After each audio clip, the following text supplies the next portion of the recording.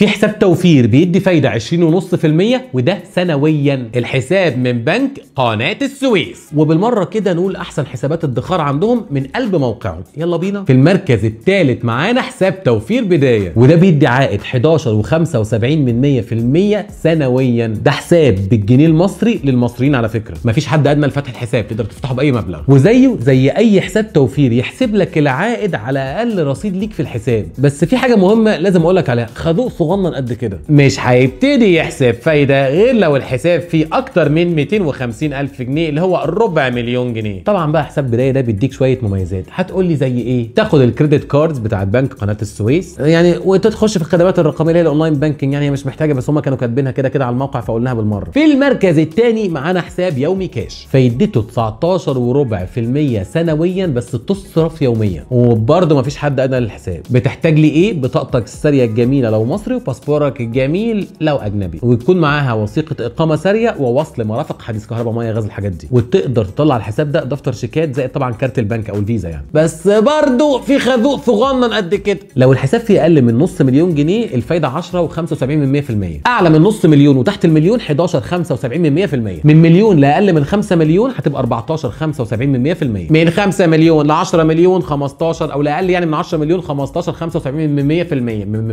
من 10 مليون لاقل من 20 مليون 16.75%، من 20 مليون لاقل من 50 مليون 17.75%،